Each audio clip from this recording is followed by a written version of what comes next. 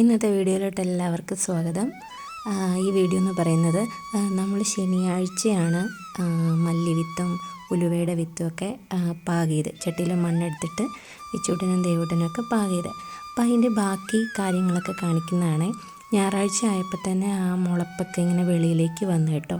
ഇതിപ്പോൾ തിങ്കളാഴ്ച ആയപ്പോഴത്തേന് അതിന് ചെറിയ ഇലകളുടെ ഇതൊക്കെ ഇങ്ങനെ പുറത്തോട്ടായിട്ടുണ്ട്. എല്ലാത്തിനും ഇല്ല, കുറച്ചെണ്ണത്തിനൊക്കെ ഇലയൊക്കെ ഇങ്ങനെ പുറത്തോട്ടായിട്ടുണ്ട്. അപ്പോൾ രണ്ടുപേരും സ്കൂളിൽ പോകുന്നതിന് മുന്നേ അത് വന്ന് നോക്കുക.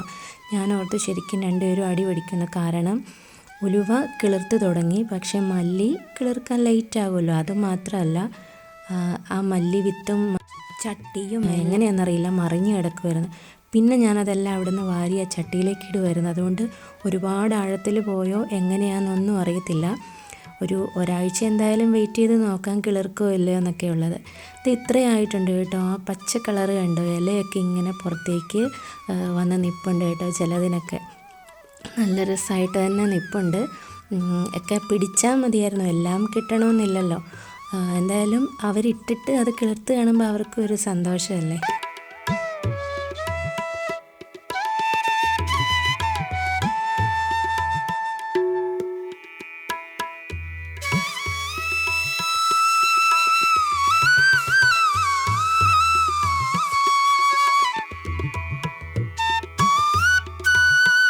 അപ്പോൾ ആ ചട്ടിയിൽ നിൽക്കുന്നത് കണ്ടില്ല, അത് നമ്മുടെ നെൽച്ചെടിയായിട്ടോ. അത്രയും വളർന്നിട്ടുണ്ട്. നമ്മൾ വേറെയും കുറച്ച് നെല്ല് പാകിയിട്ടുണ്ട് കേട്ടോ. കിളിർക്കുവാണ്, കിളിർക്കട്ടെ എന്ന് വെച്ച് ചെറുതായിട്ടൊക്കെ മുളപ്പ് വന്ന് തുടങ്ങിയെന്ന് തോന്നുന്നു കേട്ടോ. അത് ശരിക്കും ആയിട്ടില്ല, അതുകൊണ്ടാണ് ഞാൻ പിന്നെ വീഡിയോയിൽ അത് കാണിക്കാഞ്ഞത്. ഈ നമ്മൾ മുറ്റമൊക്കെ ഇവിടെ ശരിയാക്കിയിരുന്നല്ലോ, ആ മുല്ലച്ചൂട് കുറച്ച് കല്ലൊക്കെ ഇട്ട് ചെടിയൊക്കെ വെച്ച്.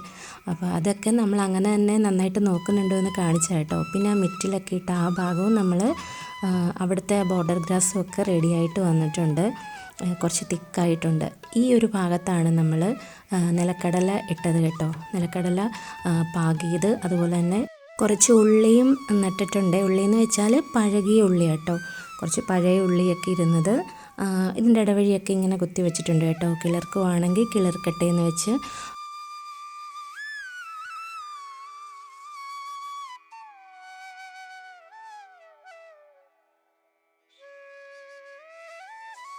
ഉണ്ടായാലും ഉണ്ടായില്ലെങ്കിലും അതൊക്കെ അങ്ങനെ നിൽക്കുന്ന കാണാൻ ഒരു സന്തോഷമല്ലേ, അതിന് വേണ്ടിയിട്ട് ചെയ്താൽ കേട്ടോ. പിന്നെ ഈ ഒരു ഭാഗത്ത് ഈ ചെടി നിൽക്കുന്നതിൻ്റെ ഇതിൻ്റെ ഇടയിലായിട്ടാണ് നമ്മൾ ആ നെല്ലിൻ്റെ വിത്ത് ഇട്ടിരിക്കുന്നത്. കുഞ്ഞായിട്ടൊക്കെ മുളച്ചിട്ടുണ്ട്. നോക്കാം, അത് മറ്റേ ചട്ടിയിൽ നിൽക്കുന്ന പോലെ തന്നെ ആകുവാണെങ്കിൽ കാണിക്കാം കേട്ടോ. പിന്നെ ഇത് നമ്മൾ ഈ മുരിങ്ങ കഴിഞ്ഞ ഫെബ്രുവരിയിൽ നമ്മൾ ഏറ്റുമാനൂരമ്പലത്തിലെ ഉത്സവത്തിന് വാങ്ങിയതാട്ടോ. ഇതിൻ്റെ വിത്ത് വാങ്ങിച്ചിട്ട് നമ്മളതിട്ട് കിളിർപ്പിച്ചാണ് ഈ മുരിങ്ങ. ചെടി മുരിങ്ങയാണെന്നാണ് പറഞ്ഞത്. പക്ഷേ ഞാനൊരു 3-4 പ്രാവശ്യം അത് കട്ട് ചെയ്ത് വിട്ട് വന്നിട്ടോ അങ്ങ് തോട്ടിക്കോല് പോലെ പോകുക കേട്ടോ. ഇനി ഇതെല്ലാം കഴിഞ്ഞിട്ട് വേണം ഒന്നുകൂടെ കട്ട് ചെയ്യാൻ. നല്ല വെയിലുള്ള ആ ഭാഗത്ത് തന്നെ വെച്ചിരിക്കുന്നത്. പിന്നെന്താ, ഒരുപാട് നനയ്ക്കൊന്നും വേണ്ടെന്നല്ലേ പറയുന്നത് ഈ മുരിങ്ങയ്ക്ക്. ഞാൻ ആ ചെറുതായിരുന്നപ്പം നനച്ചു കൊടുക്കുമായിരുന്നു. പിന്നെ അത് വലുതായി കഴിഞ്ഞിട്ട് പിന്നെ നനച്ചു കൊടുത്തിട്ടില്ല. പിന്നെ ഇത് എല്ലാ മുരിങ്ങയും ഒരു ജനുവരി ഫെബ്രുവരിയിലൊക്കെ പൂക്കും എന്നല്ലേ പറയുന്നത്. അതുപോലെ തന്നെ ഈ മുരിങ്ങയും പൂത്തിട്ടുണ്ട്. കായ ഉണ്ടാകുമോ ഇല്ലയോ എന്നൊന്നും അറിയത്തില്ല. അപ്പോൾ ഇതൊക്കെയാണ് നമ്മുടെ ഇന്നത്തെ കുഞ്ഞു കുഞ്ഞു വിശേഷങ്ങളെന്ന് പറയുന്നത് കേട്ടോ.